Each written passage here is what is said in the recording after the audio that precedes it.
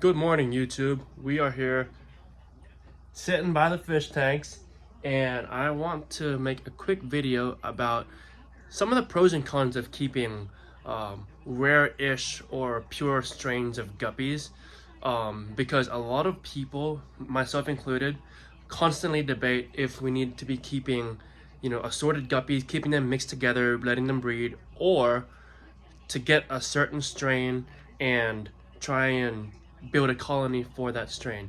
And there's a couple really cool things about having pure strains, and the first one is it's pretty. You have the same color on all of your tanks, and you just see like a school of guppies, just the same color. It looks really, really cool. Now, some of the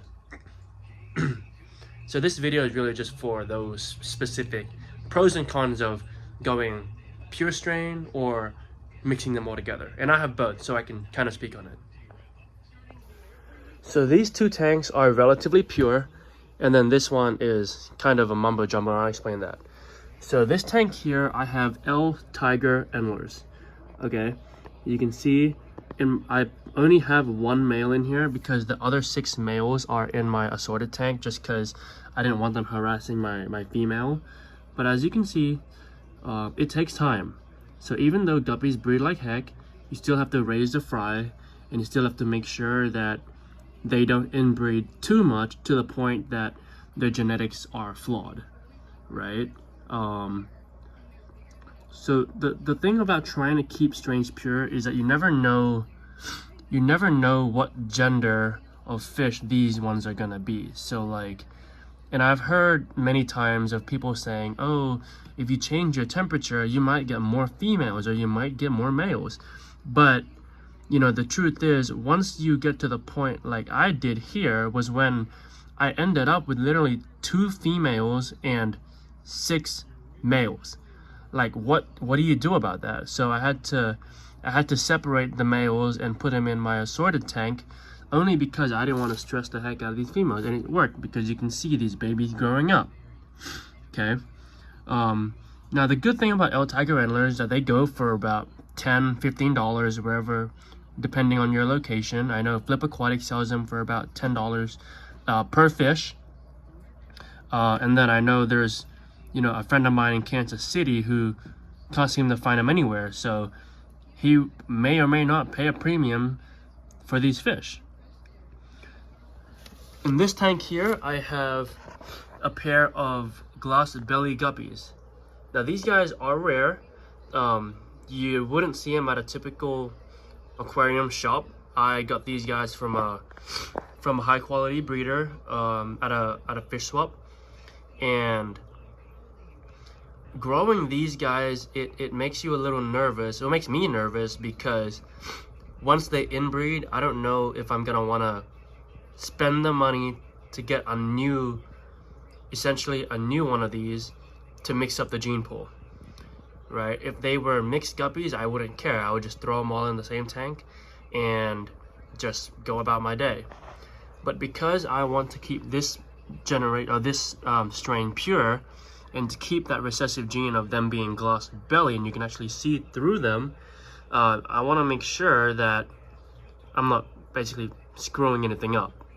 All right, and that anxiety that comes with it, sometimes, every now and then I think about, oh, what if a fish jumped from this tank to this tank?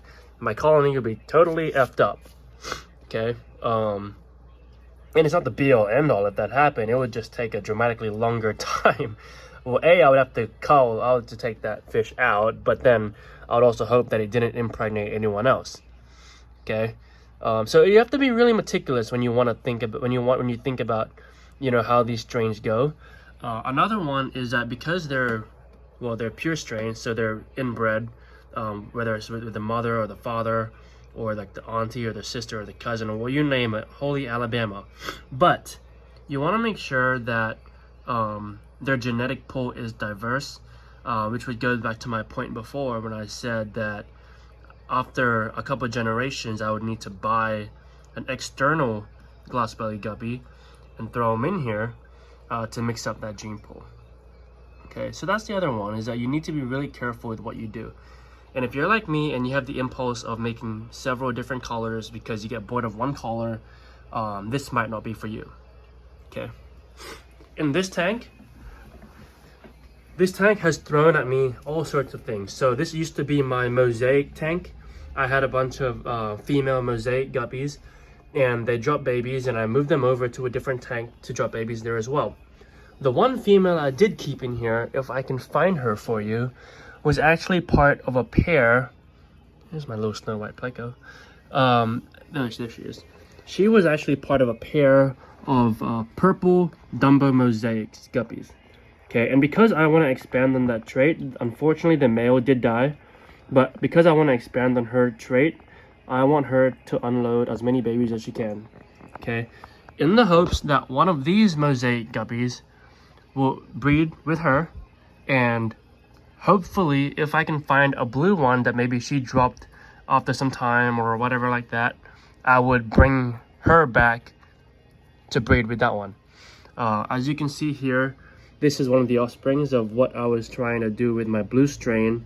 So the father of this one was a dark blue Moscow guppy, and you can see, and this one's only really like 4 or 6 weeks old, and that color is so prevalent. This is the other tank where my female breeders from the other tank that I was talking about, where I just threw them in here, mainly because I didn't really have a plan for them after they dropped their first batch of fry or the second batch of fry, because I want to grow those out, and I put them in here just to see what else they'll throw at me. I know I have this fella over here that I pulled from my other 55, as well as this guy here that has been all up in this guppy. But I just figured that would throw me some pretty cool tails, especially that back tail that he has. So if half of them come out with a mosaic tail and the other half come out with that tail, I wouldn't be mad. But yeah, I just wanted to show you guys this tank real quick before I continue on the show. And I moved my way over to this tank where I just threw everything I had into the tank. Okay, you might see some L tigers in there, you might see some balloon mollies, you can see some minnows, as well as a couple cobra guppies in there. So the benefit of this one is I just throw everything in there, I leave it, I plant it, I feed them, I leave it again.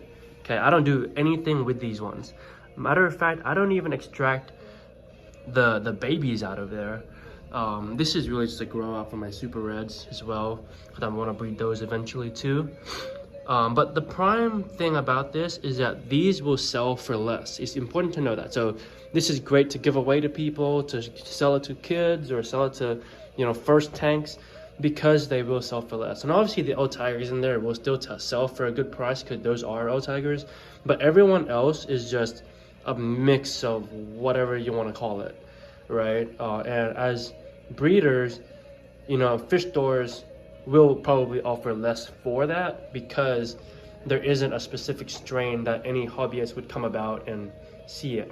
Now, if someone did come in here and see it, and they saw, hey, I really like how this one is like 3 different colors, right? They might pay more for that, or they might not. It's a lot less predictable when you have a tank full of a bunch of different things, okay? Now, from my understanding, this could be considered a mutt tank. Mutt tanks also could be considered like call tanks, if you will. But I don't know. I love this tank just because of how pretty it looks. But also, I never know what it's gonna throw at me. Like, this guy is absolutely phenomenal, and I wish my camera can zoom in on it so I can show you how pretty he is, but it's not letting me. Okay. But yeah, that is really just a bit of the pros and cons of separating the guppies by strain. Just because, it really takes tank size when you want to do a certain strain. Is like that tank needs to be just for them. So it might not look as attractive to some people. It might look attractive to other people as well. So it's really up to you. If I was a beginner, I would definitely start with just throwing everything in one tank. Learn about everything about aquarium and the aquatic lifestyle, building an ecosystem. And then once you learn that, go ahead and spend 30, 40, 50 bucks on a pair and see how that takes you. So yeah.